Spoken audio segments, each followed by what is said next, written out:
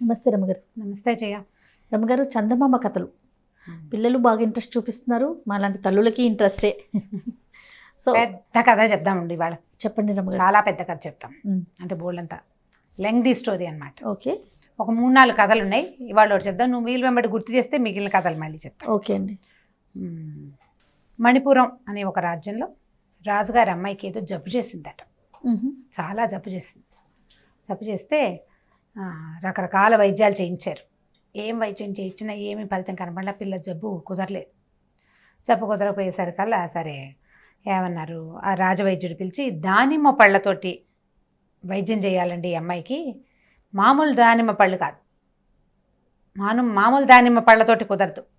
మంత్రపు దానిమ్మ పళ్ళు, వింత దానిమ్మ పళ్ళు, వాటితోటి వైద్యం చేస్తే కుదురుతుందండి అని చెప్పాడు. ఈ వింత దానిమ్మ పళ్ళు, మంత్రపు దానిమ్మ పళ్ళు ఎక్కడ దొరుకుతాయి? వెతకాలి కదా. ఈ రాజుగారు ఏం చేశాడు, ఇవన్నీ ఎవరు తెస్తారని దేశంలో దండోరా వేయించాడు.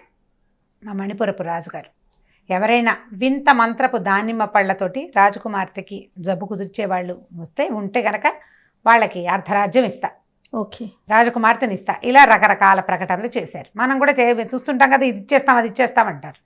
సరే ఏమైంది, ఆ ఊళ్ళో జనాలంతా విన్నారు. ఈ వింత మంత్రము ఇవన్నీ ఏమిటి, దానిమ్మ పళ్ళలో వింత పళ్ళు దానిమ్మ మంత్రపళ్ళు ఎలా ఉంటాయని ఆలోచిస్తూ జనాలు ఎవరు ఉత్సాహపడల. ఆ ఊళ్ళో ఒక ధర్మబుద్ధి అని ఒక వ్యాపారస్తుడు ఉన్నట్ట. ఆయన పరమ అబద్ధాల కోరుట, ఎప్పుడూ అబద్ధమే చెప్తాడు. ఆయన నిజం చెప్పే ఎరగడు అసలు. అయితే ఆయనకి 3 కొడుకులు ఉన్నారు. పెద్దవాళ్ళు 2 వాళ్ళ నాన్నలాగానే అబద్ధాల కోరులు. 3వ వాడు సుబుద్ధి, వాడి పేరు. వాడు మంచివాడు. వాడు అబద్ధాలు చెప్పడు. అసలు అబద్ధం చెప్పాల్సి వస్తే మాట్లాడకుండా ఉంటాడనమాట వాడు. అయితే ఈయనేమన్నాడు, కొడుకులకు చెప్పాడు, ఎరా అర్ధరాజ్యం ఇస్తారట, రాజుగారి అమ్మాయిని ఇస్తారట, ట్రై చేస్తే సరిపోతుంది కదా. మన దొడ్లో పెరట్లో ఉన్నటువంటి దానిమ్మ పళ్ళు లాంటి పళ్ళు అసలు ఊళ్ళో లేవు. అవే వింత పళ్ళు, అవే మంత్రపళ్ళు, గాడిద గుడ్డు, ఏమవుతుంది, చెరుకో 2 పళ్ళు కోసుకుని వెళ్ళండి రా అన్నాడు. ముందు ఏం చేశాడు, పెద్ద అబ్బాయి ట్రై చేయడం కోసం 2 దానిమ్మ పళ్ళు, పెద్ద పెద్ద పళ్ళుట వాళ్ళ దొడ్లో, ఇంతంత పళ్ళు కాసేబట్ట. 2 పళ్ళను బుట్టలో పెట్టుకుని బుట్ట పుచ్చుకొని వెళ్తున్నట్టు. వెళ్తుంటే ఒక యతీశ్వరుడు ఎదురొచ్చాడు. ఏమిటబ్బాయి, ఎవరబ్బాయివి అని అడిగాడు. ఫలానా ధర్మబుద్ధి గారి పెద్ద అబ్బాయినండి అన్నాడు. బాగా నిజం చెప్పాడు. ఏమిటో ఈ బుట్టలో అని అడిగితే, బుట్టలో కప్పలండి అన్నాడు. అనేసరికి ఆయనకి అలాగా సరేలే అని వెళ్ళిపోయాడు. వీడు పోయి రాజకుమార్తె ఒంట్లో బాగుండలేదుగా, అమ్మాయి మంచం మీద పడుకుంది, అక్కడికి వెళ్ళాడు. తెరలు అవి వేసి ఉన్నాయి.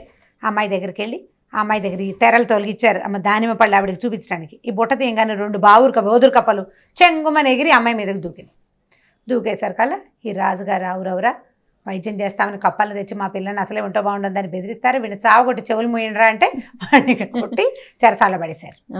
అయ్యో పెద్దవాడు ఫెయిల్ అయ్యాడని 2వ వాడికి మళ్ళీ 2 దానిమ్మ పళ్ళు కోసి ఇచ్చాడు ధర్మబుద్ధి. వీడు 2 దానిమ్మ పళ్ళు పుచ్చుకుని వెళ్తున్నాడు. దారిలో యతీశ్వరుడు మళ్ళీ కనపడ్డాడు. అబ్బాయి ఎక్కడికి రా, ఏమిట్రా అని అడిగితే, ఆడుకోవడానికి వెళ్తున్నానండి అన్నాడు. అనేసరికల్లా బుట్టలో ఏం పెట్టుకెళ్తున్నావురా అంటే, పీతలు ఉన్నాయండి అన్నట్టు. పీతలా, బాగుంది నాయన అన్నాడు. అనేసరికల్లా సరే మళ్ళీ వీడు లోపలికి వెళ్ళాడు. ఈసారి రాజకుమార్తె మరీ దగ్గరగా నుంచోకుండా నా దగ్గర మంత్రపు దానిమ్మ పళ్ళు ఉన్నాయని ఓపెన్ చేశాడు. చేసేసరికల్లా పీతలు 2 చక్కగా గుణగుణలాడుతూ బయటకు వచ్చినాయి. వచ్చేసరికి వీడిని కూడా తన్నారు. తన్ని చెరసాల పడేశారు. ధర్మబుద్ధి కొడుకులు దుర్మార్గులు ఇట్లా రాణిగారి యువరాణిని బెదిరించడానికి భయపెట్టడానికి చేశారని చెప్పుకున్నారు ఊరంతా. 3వసారి ఏమైంది, సుబుద్ధి అన్నాడు, నేను కూడా తీసుకెళ్తాను నాన్న అంటే, వాళ్ళ నాన్న అన్నాడు, బోల్డ్ అంత తెలివైన వాళ్ళు, పెద్దవాళ్ళు 2 వల్లే కాలేదు, దెబ్బలు తినొచ్చారు, నీ వల్ల ఏమవుతుంది, తెలివి తక్కువ పెద్దమవి, నీకు అబద్ధం ఆడడం కూడా రాదు, ఎందుకు పనికిరావు, నువ్వు వేస్ట్ ఫెలో అన్నాడు. అయినా సరే సుబుద్ధి పోన్లే నాన్న, నాకు రాకపోతే పోయిందిలే, రాజకుమార్తె పోనీ దానిమ్మ పళ్ళు ఇస్తే ఆరోగ్యానికైనా మంచిది, రాజుగారి అమ్మాయికి 2 పళ్ళైనా ఇవ్వకూడదా మనం అని 2 పెద్ద పెద్దగా నున్నగా నిగనిగలాడుతున్న దానిమ్మ పళ్ళు కోసుకున్నాడు. పోసుకుని ఒక చిన్న గావంచాలో పెట్టుకుని పట్టుకెళ్తున్నాడు. వీటికి మళ్ళీ ఆ యతీశ్వరుడు ఎదురొచ్చాడు. అబ్బాయి ఎవరబ్బాయిరా అన్నాడు.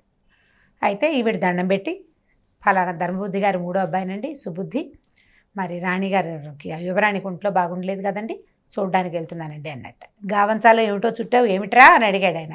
ఇవి ఆవిడ రోగం కుదర్చడం కోసం దానిమ్మ పళ్ళు అండి అన్నట్టు. నిజం చెప్పేసరికల్లా ఆయన అవునా అలాగే రా అవును అన్నాడు ఆయన. వీడు వెళ్ళి ఆ దానిమ్మ పళ్ళు ఇచ్చేసరికల్లా పట్టుకోగానే పిల్ల మెల్లిగా లేచి కూర్చుంది. ఓహో, లేచి కూర్చునేసరికల్లా సరే ఏదో బాగానే ఉందిగా, అక్కడి నుంచి పళ్ళు ఒలిచి పెడితే ఆ అమ్మాయి ఒక్కో గింజ తినేసరికల్లా ఆ పోయిన కళ అంతా తిరిగి వచ్చి అమ్మాయి నార్మల్గా అయిపోయింది. ఒక రోజు గడిచేసరికి ఇక రాజుగారికి దిగులు పట్టుకుంది. ఈ ఎదురుగుండా ఉన్నవాడేమో ఓ శెట్టి కొడుకు, సామాన్యంగా ఉన్నాడు. వీడికి అర్ధరాజ్యం ఇచ్చేయాలి, వీడికి అమ్మాయిని ఇచ్చేయాలా? ఇవ్వబుద్ధి కాల ఆయనకి, ఇవ్వాలనిపించలే. ఏమన్నాడు, అబ్బాయి అడిగాడు, మీరు అమ్మాయిని ఇచ్చి పెళ్లి చేస్తామన్నారు కదండి, అర్ధరాజ్యం వద్దు, అమ్మాయిని ఇచ్చి పెళ్లి చేయండి అన్నాడు. నాకు రాజ్యం వద్దండి, అమ్మాయిని ఇచ్చి పెళ్లి చేయండి అనేసరికల్లా రాజుగారు అన్నారు. అప్పుడే ఏమైంది, గండబేరుండ పక్షి ఉంది కదా మన దగ్గర, మనకు అవతల ఉంటుంది, సముద్రంలో ఒక దీవిలో ఉంటుందన్నమాట. ఆ గండబేరుండ పక్షి ఈక పట్టుకురా, ఆ ఈకను తెచ్చిచ్చావా మా అమ్మాయి నుంచి పెళ్లి చేస్తే అర్ధరాజ్యం కూడా ఇస్తానన్నాడు. వీడు సరేనని బయలుదేరాడు. గండబేరుండ పక్షి ఈక తేవటం అంటే ఎంత కష్టం. గండబేరుండం అంటే పాత కథల్లో, ఈ జానపద కథల్లో బాగా కనపడుతుంది. పెద్ద గద్ద అనమాట అది. దానికి ఏవో మాయమంత్రాలు ఉంటాయని, మహిమలు ఉంటాయని దానికి చాలా తెలుసని అలా చెప్పుకుంటారు. అయితే ఏమైంది, వీడు వెళ్తుంటే దారిలో ఒక రాజుగారింట్లో ఆశ్రయం పొందాడు. ఆశ్రయం పొందేసరికల్లా రాజుగారి గండబేరుండ పక్షి దగ్గరికి వెళ్తున్నావు కదా నువ్వు, ఈ గండబేరుండానికి తెలియని విషయం లేదు, మా ఖజానా తాళం చెవి ఎక్కడో పోయింది, ఖజానా తాళం చెవి కనపట్టాల కొన్నాళ్ళుగా, దాంతో రాజ్యంలో డబ్బులు లేక చాలా అవస్థపడుతున్నాము, గండబేరుండానికి అన్నీ కనపడతాయి, ఆ తాళం చెవి ఎక్కడుందో కనుక్కురా బాబు అని చెప్పారు. సరే అయిందా. అక్కడి నుంచి ఆ రోజు మర్నాడు పొద్దున వాళ్ళు ఏదో వాళ్ళ బహుమానం ఇచ్చిన అవి ఇవి పుచ్చుకొని రెండో రాజ్యం వైపు నడిచాడు. ఓ 3 రాజ్యాలు దాటాలన్నమాట అక్కడికి వెళ్ళటానికి. ఈ రెండో రాజ్యంలో కూడా ఆ రోజు రాత్రి విశ్రమించాడు. వాళ్ళు ఏమన్నారంటే, బాబు మా అమ్మాయికి చాలా అనారోగ్యము, అసలు లేవట్లేదు పిల్ల, ఎంతో జబ్బు చేసింది, మా వైద్యుడు దానికి ఏం జబ్బో తెలుసుకోలేకపోతున్నారు, మా పిల్ల జబ్బు కారణం గండబేరుండాన్ని అడిగిరావా నువ్వు అని అడిగాడు. సరే అది కూడా అడిగొస్తానన్నాడు. 3వ రాజ్యంలో నిద్ర చేయకుండానే ఇతను సముద్ర తీరానికి వెళ్ళిపోయాడు. ఆ సముద్ర తీరంలో ఒక పెద్ద బ్రహ్మాండమైన ఒంటికన్ను రాక్షసుడు ఒకడున్నాడు. వాడు ఏంటంటే ఈ సముద్ర తీరం నుంచి సముద్రం మధ్యలో ఉన్న దీవికి మనుషుల్ని చేరేస్తాడు.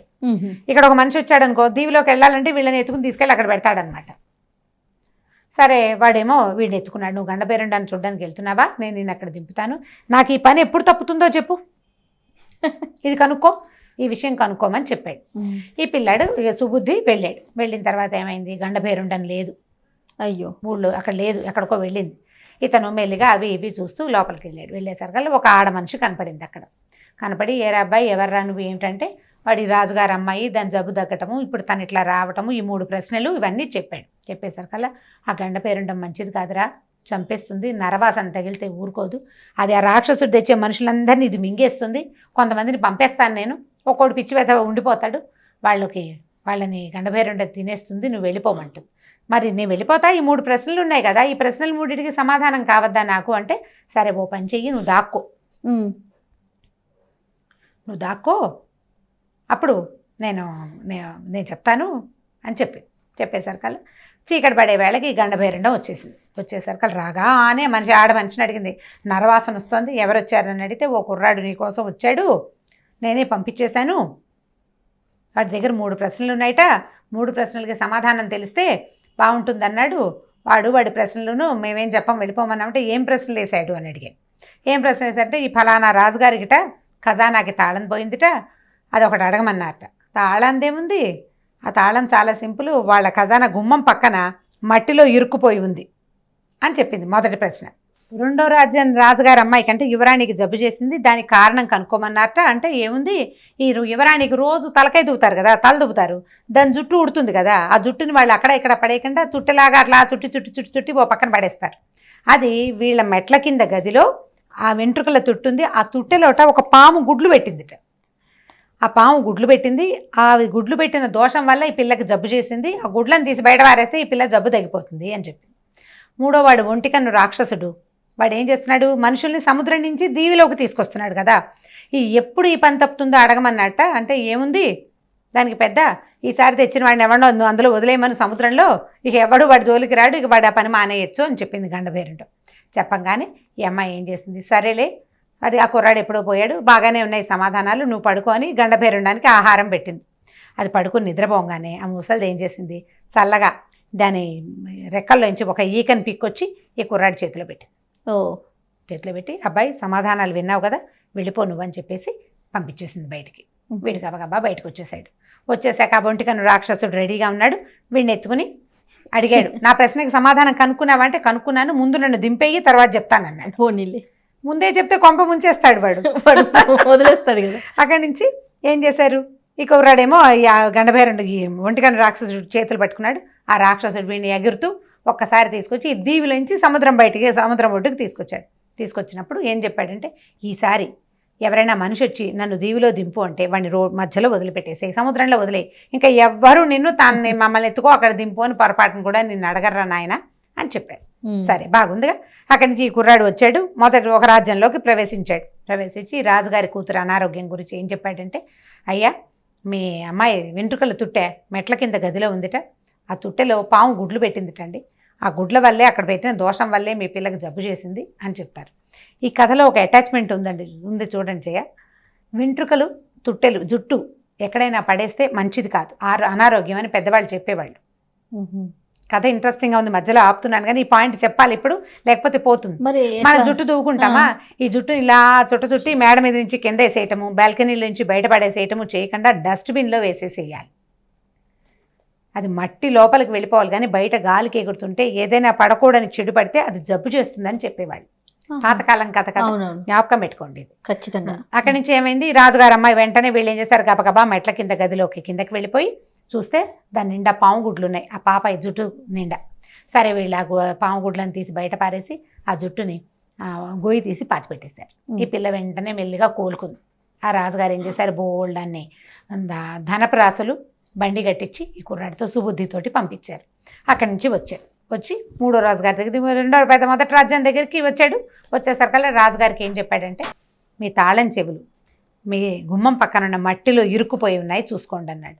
వీడు ఉండగానే వాళ్ళు అదంతా తవ్వి చూస్తే మట్టిలో ఒక వానాకాలం ఎప్పుడో తాళం అక్కడ పడిపోయింది, వాన పడేసరికల్లా మట్టిలో కూరుకుపోయింది. ఆ తాళాలు తీసుకుని వాళ్ళ ఖజానా ఓపెన్ చేసుకుని సంతోషించి వీడికి బోల్డని వజ్రాలు, రత్నాలు, ముత్యాలు, వెలలేని కానుకలు ఇచ్చి ఈ కుర్రాన్ని పంపించేసరికల్లా వీడు రాజుగారి దగ్గరికి వచ్చాడు. సామాన్లన్నీ తెచ్చుకున్నాడు, చక్కగా అన్నీ తెచ్చుకుని మోసుకొని రాజుగారి దగ్గరికి వచ్చి, ఇదిగోండి గండభైరుండం ఈక అని ఇచ్చాడు. అనేసరికల్లా రాజుగారు, అరే గండభైరుండం అక్కడే ఉందా అన్నాడు. ఉందండి, నేను వెళ్ళి చూశాను, ఇదిగో ఇట్లా జరిగింది, ఈ రాజులవి ఈ పనులు చేశాను అని చెప్పేసరికల్లా రాజుగారు ఏం చేశాడు, శభాష్ చాలా బాగుంది, నేను గండభైరుండాన్ని చూడాలి, చూసొచ్చాక మా అమ్మాయిని ఇచ్చి పెళ్లి చేస్తాను, ఇక్కడే ఉండని ఈ కుర్రాన్ని ఇక్కడే పెట్టి రాజుగారు ఏం చేశాడు, తన 2-3 పరివారంతో కలిసి అక్కడికి వెళ్ళాడు సముద్రం దగ్గరికి. వెళ్ళేసరికల్లా ఒంటికన్ను రాక్షసుని, వరే నేను గండభైరుండాన్ని చూడాలి, నన్ను తీసుకెళ్ళరా అన్నాడు.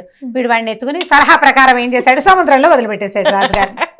వదిలిపెట్టేసరికల్లా చూస్తున్న సైనికులంతా హాహాకారాలు చేశారు.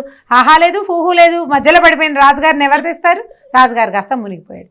వీళ్ళు వెనక్కి వచ్చి, అయ్యా రాజుగారు మునిగిపోయారండి, ఒంటికన్ను రాక్షసుడు ఇట్లా రాజుగారిని సముద్రంలో పడేశాడు, ఇంకా ఎవ్వరూ సముద్రం జోలికి వెళ్ళొద్దు, ఎందుకంటే వీడు సముద్రంలో వదిలిపెట్టేస్తున్నాడు మనుషులని ప్రచారం చేశారు. ఇప్పుడు రాజుగారు లేరు, వచ్చాక పెళ్లి చేస్తానని చెప్పెళ్ళారు. ఇప్పుడు రాజు రాలేదు కాబట్టి ఈ సుబుద్ధి రాజకుమార్తెను పెళ్లి చేసుకుని చక్కగా మొత్తం రాజ్యాన్ని సంతోషంగా అనుభవించేశాడు. మరి వాళ్ళ అన్నల పరిస్థితి ఏమిటి, అబద్ధాలు చెప్పే వాళ్ళ పరిస్థితి దెబ్బలు తింటమే అవుతుంది. వాళ్ళ వ్యాపారమే వాళ్ళు చేసుకున్నారు. నిజం చెప్పడం వల్లే సుబుద్ధికి ఇదంతా కుదిరింది. అది తెలుసుకుని వాళ్ళు బుద్ధి తెచ్చుకున్నారు. కానీ వాళ్ళని రాజ్యంలోకి ఎంటర్ కానివ్వలేదు, ఎందుకంటే వాళ్ళ వల్ల రాజకుమార్తె భయపడింది కదా, వాళ్ళు ఎందుకు రానిస్తారు, ఇంకా వాళ్ళ దారిని వాళ్ళ వ్యాపారం వాళ్ళు చేసుకున్నారు. సుబుద్ధి మాత్రం ఈ అమ్మాయిని పెళ్లి చేసుకుని ఆ రాజ్యానికి రాజయ్యి హాయిగా సంతోషంగా ఉన్నాడు. నిజం చెప్పిన దాని ఫలితం ఇలా ఉంటుందన్నమాట. చాలా బాగుంది స్టోరీ. కథ పెద్దది కదా, కొంచెం ఎక్కువసేపు చెప్పచ్చు. మీరు ఇంకా ఓపిక్గా తాపీగా స్లోగా 2 రోజులు చెప్పండి. ఇంట్రెస్టింగ్గా క్రియేట్ చేస్తూ పిల్లలకి చెప్తే బాగుంటుంది. రకరకాల చిన్నవి యాడ్ చేసుకుంటూ చెప్తే ఇంకా బాగా వివరంగా వాడు నడిచి వెళ్ళాడు, గుర్రం ఎక్కాడు, గేదెని ఎక్కాడు, ఏదో రకరకాలు చెప్పచ్చు కదా. అట్లా చెప్తూ ఉంటే మెల్లిగా కథ నడుస్తూ ఉంటుంది. రైట్ రమ్మగారు, చాలా బాగుంది రమ్మగారు. నమస్తే అండి. నమస్తే జయ. ఈ వీడియో కనుక మీకు నచ్చినట్లయితే లైక్ చేయండి, షేర్ చేయండి. మరిన్ని వీడియోస్ కోసం మా ఛానల్ని సబ్స్క్రైబ్ చేసుకోండి.